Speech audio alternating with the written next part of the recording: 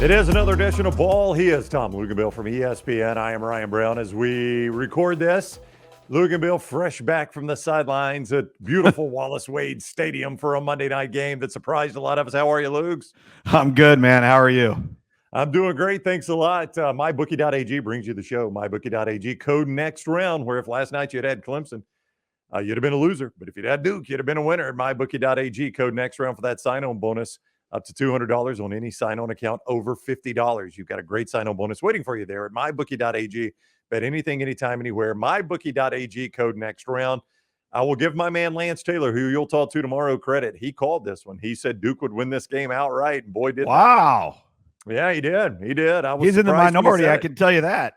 I know. I did say not a lot of people were predicting that one. What has happened to Clemson, though, Luke? What's happened there? You know, and again, it's a one-game observation. And what I saw last night was I saw a team on offense that didn't have any team speed at the skill positions. In the passing game, those wideouts were getting locked down, okay?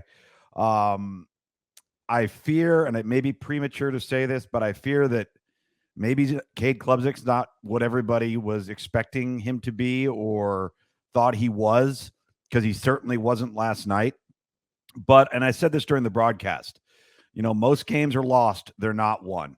And I don't mean that to take away any credit from Duke, because Duke minimized mistakes the further the game went along. But at the end of the day, Clemson did things I haven't seen Clemson do since the pre-Dabo Swinney era. You know, I mean, that right. If what we saw last night would have in the old days been the definition of Clemsoning, right? I mean, that's exactly what it was. So, you know, the third quarter, which was completely dominated by Clemson, except for one offensive play, and that was the unbelievable run by Riley Leonard. But the first three drives for Clemson in the third quarter went down to the 1 yard line, the 4 yard line, and the 7 yard line with 0 points. And just the sloppiness, the penalties. I didn't think offensively they looked any different than they did last year. You know, It wasn't like there was this drastic change and that there was a complete deviation. I think a lot of us, including myself, might have felt that it would have had a different feel, a different look to it. And as the night went on, Brownie, I got the sense that Dabo didn't trust his quarterback. Well, I mean, he made some poor throws. You know, Duke dropped a couple of picks. The interception he threw was just a terrible pass. But, you know, the play, Luke, that I think encapsulates the game is just his game awareness, Klubnik's game awareness. You've got the game on the line on that fourth down, and you slide early. Yeah, and the personal foul you thought was going to bail him out until you realized, you know, how that rule worked. It's a horrible rule, and nobody can explain it. Well, except that the play's dead when he starts to slide. That's the only way you could call that, right? I know, but how do you call a play dead without a whistle blowing? I'm with you on that. And how do you call a play dead without the player actually hitting the ground? Yeah, they basically rewarded Duke for a late hit, and like that's just something that doesn't sit right. And on the broadcast, I thought Dave Pasch did a great job of kind of trying to filter through, because, you know, we're talking through our communication with people in Bristol, and nobody could give us a definitive answer. And I got to be honest with you, I don't know if I've ever seen that. Like I have not. No, I've never. I watch a ton of football. I've never seen a play, a penalty rewarded that way, or rewarded that way. All I know is at every level of football that I've ever seen, if you go at a quarterback that's sliding, it's a penalty. Yep. I mean, it's like it's a personal foul, and it's 15 yards, and it's a first down. So listen, lots to clean up with Clemson. A lot of credit to Duke, but here's the most glaring thing to me: as I was watching Duke on defense and Clemson on offense, there wasn't a speed discrepancy. Right. Like, I'm sitting there and I was shaking my head going, you know, it's that's not normal. That shouldn't be the case. But for the most part, you know, Clemson, they dominated the game, but they made more errors than Duke, bottom line. Why is Mike Elko such a good coach? What makes him such a good coach? Because clearly he is. Yeah, he's a really, really good football coach. And I just believe that the kids really like playing for him. He's very upfront. He's very straightforward, but he's also very, very likable. And I also believe, and sometimes this happens. It happened with Mac Brown getting Sam Howell when he first took the job, taking over a 3-9 team. if you hit on a quarterback early and it sets that trajectory up, it kind of cures all of the other woes, right? Like all the other pieces come into place. And, one of the topics we talked about on the broadcast last night, and I think, again, this is another luxury of the timing of Mike Elko's arrival, is this is maybe one of the oldest teams I have seen in college football in years. I mean, years. Their entire front and almost the two deep is either a redshirt junior, redshirt senior, or a graduate, right? And they have them littered all over the place. So age and maturity and experience does count for something. And then he went out in the transfer portal, added some better size, added some length at a couple of spots, and he's got them believing. I mean, it wasn't lip service what he said after the game. I mean, he told us on Sunday, he said to us, listen, we think we've got a better program that people give us credit for. Now, our schedule is going to go way up, opening with Clemson, in conference game, at home, on the road, opening game, not ideal, obviously. But he goes, but our kids will be ready for it. And they were. It was not too big for them. It was not. They got Notre Dame coming there later on, and Notre Dame has looked good against two cream puffs. And I hate to say that about Navy, but inferior opponents. This year they were. Put it that way. Yeah, this year they were inferior opponents, and they play Tennessee State. That is far from a layup for Notre Dame. I mean, this Duke team can make some noise. So I ask you this, Luke. If you were to do a ACC power rating now, I think everybody's got Florida State number one. How quick do you get to Duke? Do you put North Carolina in front of them? Who do you put in front of Duke right now? I'd put North Carolina slightly ahead of them. I'd put Duke at 3. I would probably have Pitt at 4. Yep.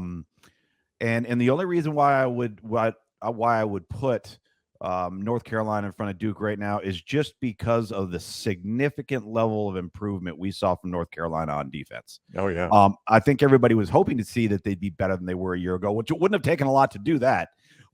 And some of this might have been as a result of South Carolina just not really having any players. But North Carolina looked like a really good football team. They were prepared. They were ready to go. So they'd get my early nod just off of a week 1 evaluation. Well, you mentioned Pitt. Pitt Cincinnati is a pretty interesting game, isn't it? 5:30 Saturday. The game is at Pittsburgh at Heinz Field. Mm-hmm. And obviously Cincinnati, Scott Satterfield starting year number 1 there, second game of year number 1. So I don't know if it's the Cincinnati we saw under Luke Fickell. That's an interesting matchup, though. One of the way under the radar games this week, but I find it interesting. But it's not an empty cupboard that Scott Satterfield was left, right? No. He inherits good players. And last week versus Eastern Kentucky, apparently, it looked like Emory Jones was playing lights out. The 2-time transfer from Florida to Arizona State, and now he's at Cincinnati. So he's playing well. We'll see. I think Pitt's pretty good. I really do, and I think we sometimes got to get away from saying, "Ooh, Pitt could be a thorn in the side of somebody," or "Ooh, Pitt's always going to be a problem." Pitt's won the ACC in the last 2 years. Pitt's won in double-digit games. We got to start looking at them as a contender instead of somebody that could be a problem on the schedule. Now, for Clemson, they've got Florida State coming up in 3 weeks. It's game number 4 for them. Yeah, and it's in Death Valley, which is a positive. That's going to be a fantastic game. I still think a lot of people are writing, the epitaph for Clemson right now. That still looks like a 9 or 10 win team. I'm not ready just to crumble them up and throw them away. They got a lot they got to fix. But they also had 400-plus yards. Will Shipley had a nice game for them. They got him the ball 23 times in that game.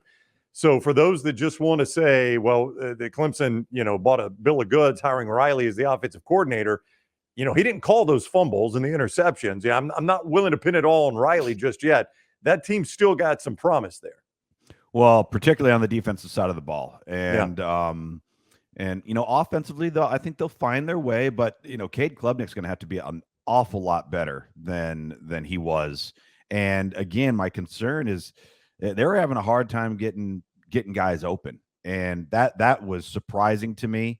But I do believe that we're not likely to see the sloppiness from them. That was so out of character for Clemson to go out and just look at times like they hadn't practiced, like they hadn't gone through a drill, and we haven't seen that. And when you haven't seen it from a team that's won 2 national championships here in the last decade and has won, I think he's the 3rd most double-digit wins as a head coach in all of college football history.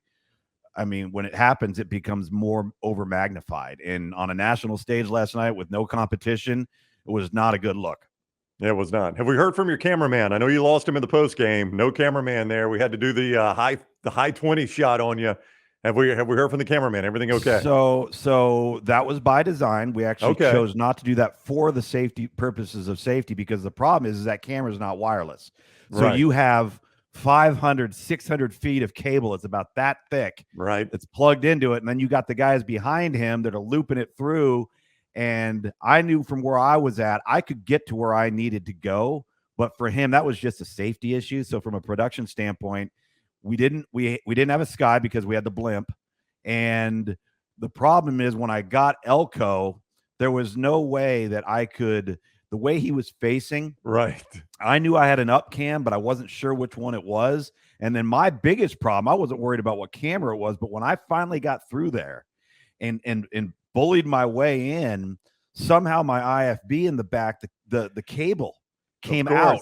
Yeah. And it comes off, and I suddenly realize we're on live TV and I cannot hear the broadcast. And my producer can't talk to me.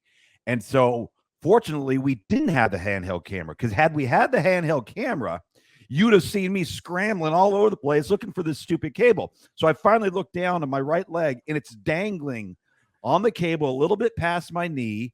And so I pull it up real fast, plug it back in, and I hear the broadcast. And right as I plug it in, I hear Dave Pasch go, "Lugs, we got you. Are you down there?" Like, the timing of it was ridiculous. And I mean, you got to understand, I mean, like, you're trying so hard to make sure you get there, right? Right. Because I'm figuring, here's what I'm figuring. Cowboy boots, 49 years old. Yep. A minimum 5 flat. Okay. Yep. Okay. And I'm being chased by a bunch of people that got no lower than a 1400 on the SAT. That's but right. I don't think they can run. I don't think they can run with me. Yeah, I'm with you. Yeah.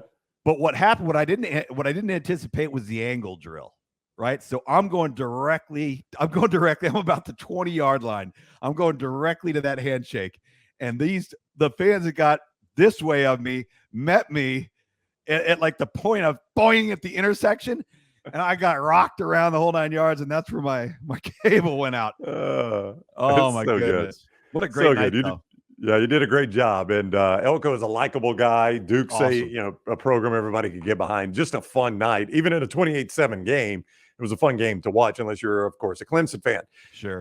Ball with Tom Luginbill, presented each week by mybookie.ag. Code next round when you sign up there to get that sign-up bonus up to $200 for any sign-on over $50. Any minimal deposit over $50, and you're eligible for that sign-on bonus. Play all the games at mybookie.ag. I mentioned Lance called the Duke win. He gave that out at lanceslock.com. Great time to get on board. They got daily packages. We got weekly packages, monthly, full season games all the time at lanceslock.com. Something every day, but especially on football weekends. The NFL cranking up Thursday night, and we'll have a full NFL and college slate for you over the weekend. lanceslock.com. And take those games over to mybookie.ag. Code next round. All right, up next, Pac-12. Great weekend for the Pac-12, and they've got some fascinating games coming up in week 2. They were undefeated this weekend. They were the story in football, thanks to the Colorados of the world and the way some of those other Pac-12 teams played. Even Oregon State on a Sunday game against San Jose. Do they have the staying power that they need, Luginbill, or are they going to end up eating one another? Oh, they're going to cannibalize themselves. I don't know how they can't. I mean, we've seen these teams now, and they're all very, very good. And it's a shame because they're all very, very good. And for an entire offseason, when we should have been talking about that, we weren't, Right. And these teams deserve the credit that they earned this past weekend, all of them across the board. And the offensive firepower and the output, and even some of the defensive personnel on a couple. Washington's got some guys. Obviously, on Thursday, Utah is a handful. Okay, Oregon's got a nice looking young group on defense, although that was a complete and utter scrimmage. But when they actually start knocking, having to match up with each other, it's going to come down to which team can somehow create some way of getting off the field.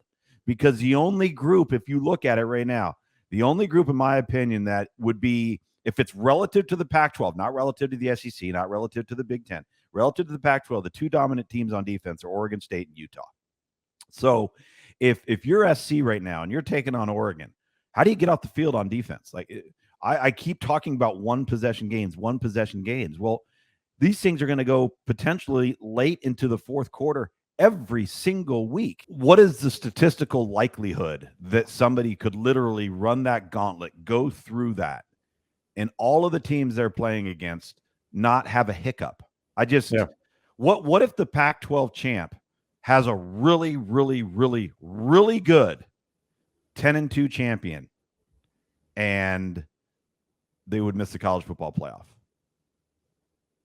I mean, it's possible, obviously. I mean, it's possible. Yeah, even with a name brand USC type. I mean, as I always say, when we get these discussions on our show all the time, what if, Georgia's a one loss and they don't have a strength schedule, whatever. And as I always say, well, you got to tell me what happens everywhere else, right? I got to know what the Big 12 champ does. Right. I got to know what the SEC champ looks like. But in that scenario, yeah, I mean, if you've got a Florida State that maybe is a one-loss undefeated team, you've got an undefeated SEC team, an undefeated Pac-12 or a Big 10 team, a good Big 12 team. Yeah. I mean, a 10-2, good 10-2 team could get left out. Well, now you add a Colorado in the mix that could potentially knock somebody else off because they can score, that nobody would have been talking about being in that conversation with Oregon, with Washington and SC. And listen, we're going to see, Arizona is going to play Mississippi State this coming week. We'll see. They gave Mississippi State all they could handle in Tucson last year, and they've got a quarterback in Jaden DeLaura as well. So I'll tell you one thing: if Utah gets healthy, because they beat that Florida team to a pulp with 8 starters out and 2 backup quarterbacks, they're a major problem. They are. We're going to come back to Oregon, Texas at the end. Oregon, Texas Tech at the end. But I want to ask you about a couple of these Pac-12 games. I want to start with Wisconsin, Washington State. Cam Ward, the transfer, is number 2 after 1 week in passing in the country. Wisconsin, I watched that game thinking I would see a different-looking Wisconsin offense, and it felt like Luke Fickell came in and said, this style of plays worked for 20 years. Why change it? I know it'll probably be a slower change. I just thought Phil Longo would have it looking a little bit different on the offensive side of the ball. Interesting game at Wazoo with Wisconsin going in there. Well, I believe the reason why it doesn't quite look so different is because Wisconsin has nowhere near the skilled perimeter players that North Carolina or Ole Miss had when he was coaching both of those offenses. But what they did inherit is obviously offensive linemen and obviously 2 fantastic running backs. So what do? You can still spread people out. You can still get in 4 and 5 wide. You can still get in 3-by-1 sets. The run game doesn't change. You just might make it a little bit more difficult for people to load the box. I actually think that enhances their offense, because when everybody knows that you're going to line up in 13 personnel or 22 personnel, you're kind of constricting the field, right? Well, now you're taking those same running backs, widening the field, and you're creating space. So I think that creates huge challenges, and that'll be the challenge for Washington State defensively, just like it was for Buffalo last week. But Washington State, again, another team with really good quarterback play that is a problem, and they can score. I think this is an intriguing matchup as well. Luke Fickell inherited the better team in terms of top to bottom, probably the better football team, but they may not be as explosive as Washington State's capable of being. You mentioned Arizona, Mississippi State. You talked about that one. Stanford, USC. Now, look, USC is a huge favorite here against Stanford, but Stanford has made a coaching change. They look a little more dynamic offensively. It's not what you've seen under Harbaugh and David Shaw, where you'll get 2 or 3 tight ends out there and run it a lot. They've opened it up a little bit. It would be a massive upset, but I do think we've seen an improved Stanford so far. Yeah, I think we saw an improved Stanford. I was kind of surprised at how they dismantled Hawaii. I really was, and I actually like Daniels, their quarterback. He's kind of an out of nowhere guy. I was having somebody ask me about him. I was like, I got to go check back on him. And because listen, the bottom line is the last couple of years, there's been some serious talent lacking on Stanford's roster, and they are obviously hard-nosed, tough kids that are smart and they're heady. But so far, I like what I've seen. And, the problem is when you're playing SC, if you're not equipped offensively to get into a track meet, that's how they mask all of their defensive deficiencies, right? And again, I keep talking about that turnover margin they had a year ago. That hasn't happened so far this year either. So we'll see, what comes to fruition. But I don't know if Stanford's equipped to keep pace. And I have never seen, I don't know if in a 2-week span of time, I've ever seen so many explosive plays with people running wide open, as I've seen with USC in the first 2 weeks. It's unbelievable. Yeah, and they haven't even gotten a whole lot out of Sanger. Who was, I think That's everybody thought was going Zachariah to be. Branch is I the know, best player boy. on that team He's outside a of the stud. quarterback. Oh, Yeah. my goodness. Yeah, he is a stud. And that, I mean, Sanger was supposed to be their leading receiver, and he's done very, very little. So if they ever get him more involved, look out for that offense. Well, I'll say this. What if Travis Hunter and Zachariah Branch were on the same team? I mean, I was watching Florida State Sunday night. All I could think of was Travis Hunter supposed to be on that defense. And I'm like, my gosh, that's such a good defense. You add him in there. Holy crap.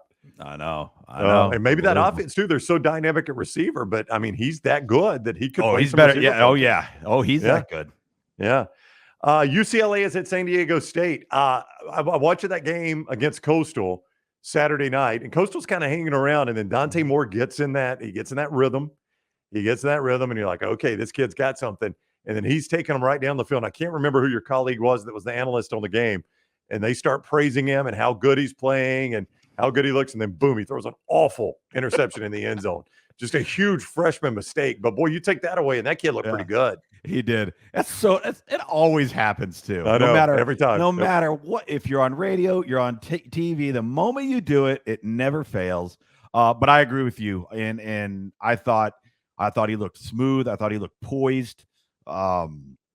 Obviously, the arm talent and the physical attributes are all there, but talented freshmen are going to make bad mistakes, right? That's part of the learning curve. It's part of the maturation process. So if you're going to ride him, which is likely what I think they're going to end up doing, if you're going to do that, then there's going to be some really good, but then there's going to be some plays that put you in a bind, and you're going to have to be willing to live with them.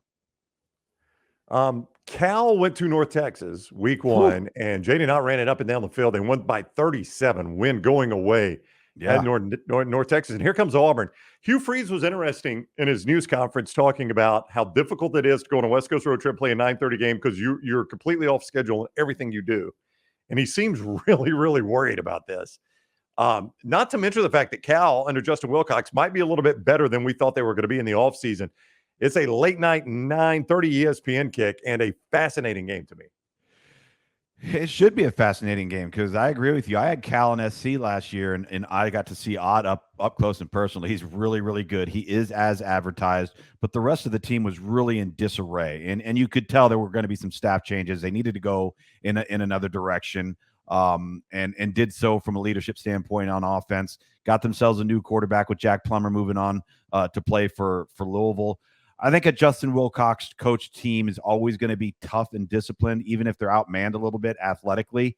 And I think that showed this past weekend. I mean, they really, really took care of business. And, that where Auburn's going into, it's a unique setup. It's a little bit difficult to get to up there in the hills of Berkeley.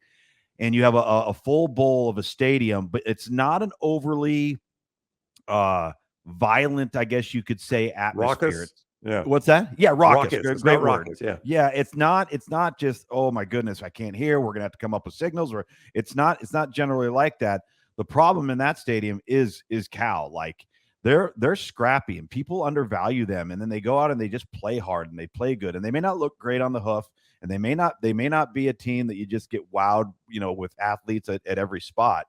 But I do think it'll be a challenge. I do think there's validity to making that trip, especially if you're not accustomed to doing it. You haven't, it's not like you do that once every 2 years, once every 3 years, or once every other year. To me, I think Auburn will have the better athletes. And what I saw from Auburn, and I know it was UMass, but they never one time, they didn't play down to the level of competition. They were organized, they were sharp, they were well prepared. I kind of felt the same way watching them as I did watching Colorado, where their guys were ready to play. Yeah. And the package with Robbie Ashford is something that I think is going to grow. They're going to continue to enhance it. It's going to cause problems. I think it will significantly upgrade their willingness to be in 4-down territory once they pass the 50-yard line. So that gives you another advantage. Now, all of a sudden, defensively, you're trying to prepare for Auburn, and you're going to have to prepare for what was a very efficient Peyton Thorne. And now, all of a sudden, this Wildcat package with option principles and the movement of the quarterback and all these different wrinkles, it's a lot, man. I thought it was really well done by Hugh Freeze and the staff. Yeah, that is a 9:30 late night game. Before that, Alabama, Texas. Luginbill's about to give us a key to victory for Alabama, key to victory for Texas. A reminder, Ball with Tom Luginbill presented by mybookie.ag. Code next round gets you that sign-on bonus up to $200 for any sign-on over $50 right there at mybookie.ag. Don't forget their parlay deal. Play a 3-team parlay. You get those first 2 legs in the house. You don't want to sweat out that third one. They got a cash-out option. They're at mybookie.ag. Bet anything, anytime, anywhere. Mybookie.ag. Code next round to get sign up and get that sign on bonus. And also, don't forget our friends at Roback. They provide much of the apparel you see us wearing on the next round, and you can save 20% off your first order. Roback.com, code TNR20. That's TNR20 to save 20% off your first order at Roback.com. All right, Alabama plays Texas. It was a 1-point game last year. Alabama very fortunate to win that game in Austin. Here's the return trip to Tuscaloosa. Quinn Ewers getting the start. He was knocked out of this game by a hit by Dallas Turner last year. So he did not get to finish the game. And Luginbill, I think every Texas fan walked out of Darrell Royal Stadium. Mm-hmm. Every Texas player probably walked out and thought 2 things. If Quinn Ewers plays the whole game, and if Alabama didn't have Bryce Young, Texas wins that game last year.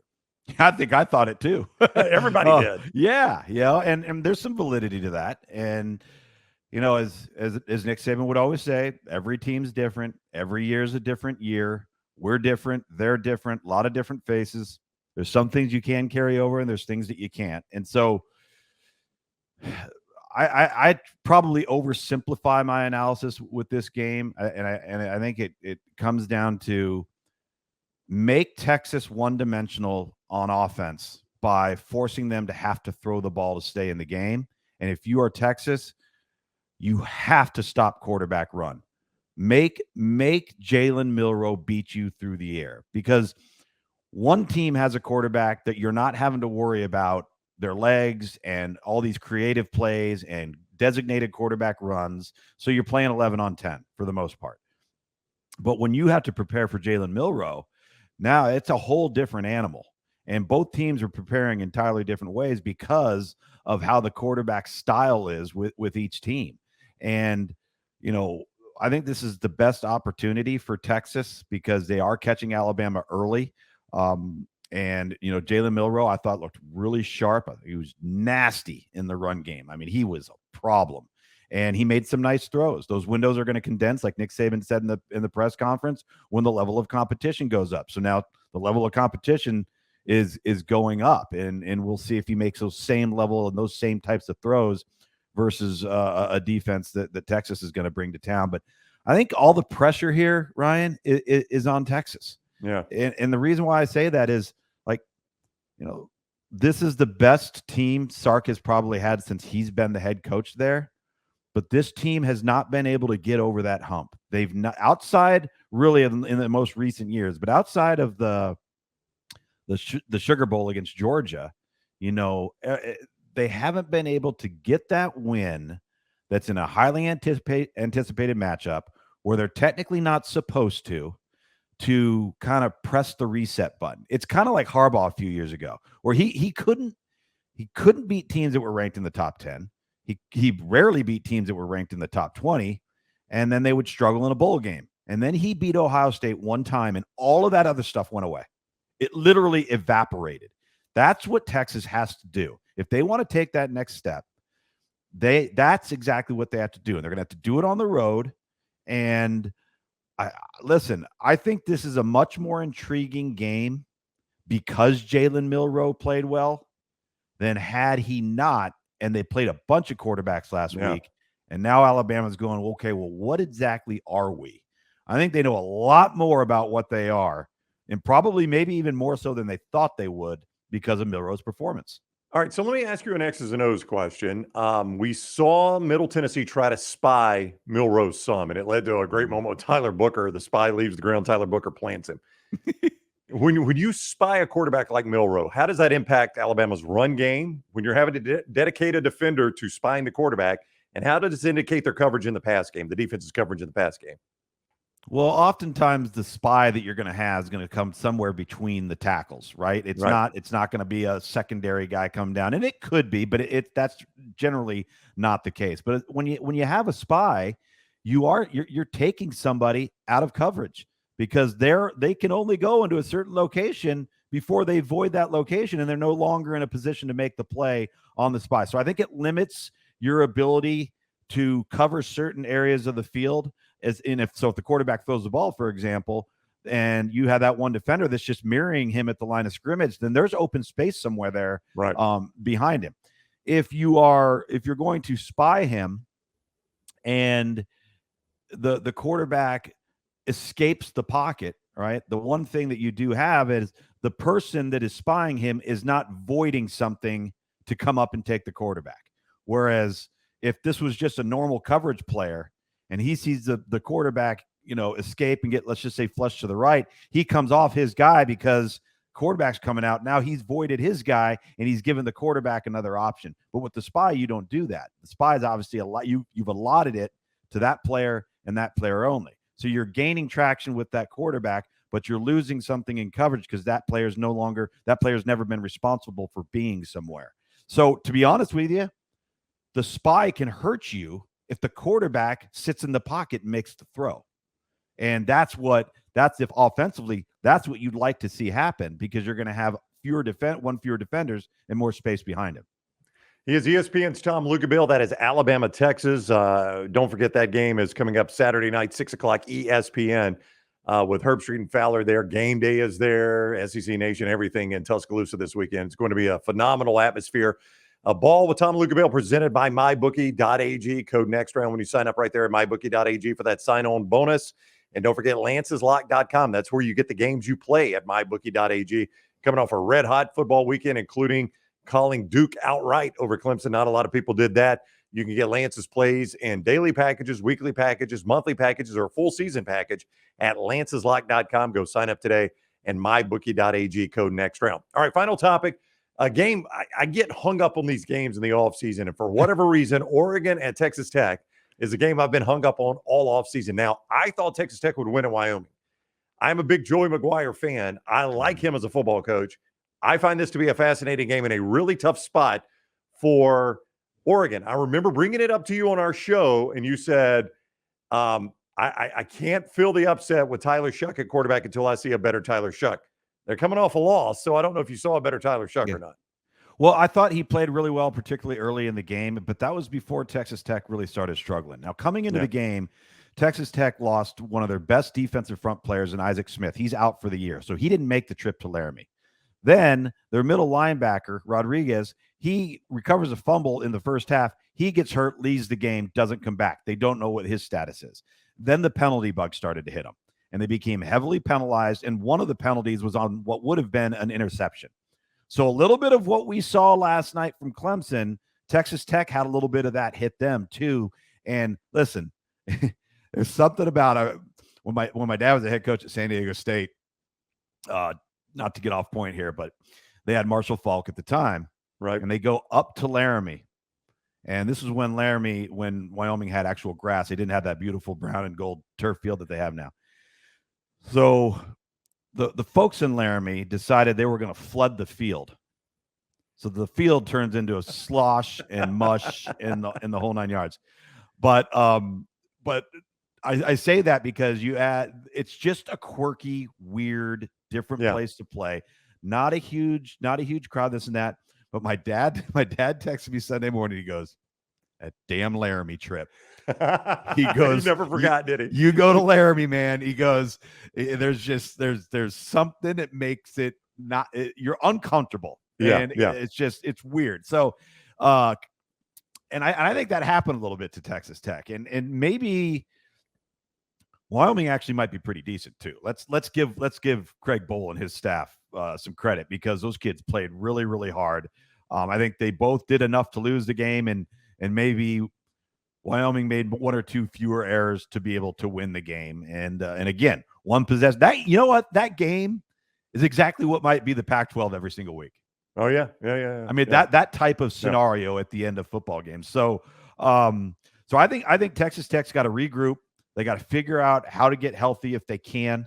And then, I talked to Mike Elko this week, and I talked to Dabo Sweeney, and I was really looking at it, and I was looking for it in this first week. And what are those things? Like pre-snap penalties, a snafu in the kicking game, a personal foul that's just a dumb boneheaded penalty, an injury at an inopportune time, a flag at an inopportune time. And you start to watch these games and you see it. We saw it in Clemson and Duke last night. We saw TCU do it. Colorado didn't, right? We saw Texas Tech do it. Oregon didn't. So for me, like, a lot of these teams will get past that after this week. I think across the board in college football, we'll see cleaner football and better execution. And so that's why I think the score of the Oregon game obviously is a bit deceiving. That's not to diminish the job that Oregon did. I think Oregon's very, very talented. But they're going to go on the road. Lubbock is first of all, getting from Eugene to Lubbock, That's like tough. that in itself, right? Yeah. And so then when you get there, it's a hard place to play. And I was Really going to ask cool that. It atmosphere. feels like Wyoming. It's kind of just a weird place to play, isn't it? And It it's a is. tough crowd. Tough crowd. Yeah. Obviously a lot bigger. The crowd is they got let's just say they got a lot of auxiliary sound going on during that game when they have a home game there. But it should be exciting. I'm really excited to start seeing. I mean, listen, I understand we got to do the FCS matchups. I understand we got to do the Group of 5 matchups. Sure. And some teams are going to play down to the level of those teams, and they're going to struggle, and then other teams are going to do what Alabama did and what Georgia did, and they're going to come out the way everybody expects them to. Auburn did a great job of that, And then there's Ohio State in the Big Ten. I felt like that was the one game, Ryan, that with all of the new quarterbacks, and many of them looked very, very good. I came away from that game feeling like Ohio State had no juice. They didn't look like they had confidence on offense. Yep. Credit Indiana because they came to play. But that's a team that's got Youngstown State this week, and there's no question they're going to have to keep playing both of those guys until something clicks and one of them, gets the hot hand. And by the way, I can't believe we haven't touched on this. And I was talking about some of these bad matchups in week 2. Did you watch Texas A&M? I watched a good bit of the first quarter. Boy, they looked so much better. And Wegman, he was efficient. He threw for 5 touchdowns. They didn't have that kind of efficiency. I mean, he was, I don't have his numbers in front of me, but he was probably 70% passing. Oh yeah, 5 touchdowns. Yeah. And Yep. they looked, like you said, they were efficient. They looked organized. They weren't in disarray. They That's were right. well prepared. And I think we all know the way they've recruited there. They've got players. I mean, they've got dudes. Now you add some organizational structure, and maybe the most important thing in all of sport, confidence. Yep. What if that team starts getting confidence and starts, taking off? They could be a problem. Yeah. They see if it travels this week. They're in Miami. Interesting game there too. All right, Ball with Luginbill presented by our friends at mybookie.ag. Code next round at mybookie.ag to get that sign-on bonus up to $200 with any sign-on deposit of $50 or more. You're eligible for that bonus. Bet anything, anytime, anywhere with mybookie.ag. Make sure to use code next round when you go there. Lanceslock.com for all the winners coming off a great football weekend with another one on the horizon. Daily packages, monthly packages, weekly packages, full season. Right there at lanceslock.com and roback.com. Code TNR20 to get 20% off your first order at roback.com. All right, Luke's, enjoy the Big Easy. You're headed to Ole Miss Tulane. Should be a fun game there, and it's going to be nice and warm on that sideline. Oh, man. You know what, though? It's funny you say that. So I've been down there. This is my 10th year in the field analyst role. Right. My very first game was Texas A&M in Rice, the Johnny Manziel first half suspension game. I remember it. And they still had that big black like perimeter around the field. It was 112 that day. And I'm not joking. Up until last night was competitive with it. Oh, wow. The more the sun went down, the more the temperature went up. It was absolutely. My man Dusty Dvorak was in the booth, and they couldn't crank that air enough. He was dripping, like crushing. And they kept saying, "We're like, Luke, I don't know what you're going through down there because it's happening to us." I mean, it was crazy. I on my 5th shower already. It was nuts.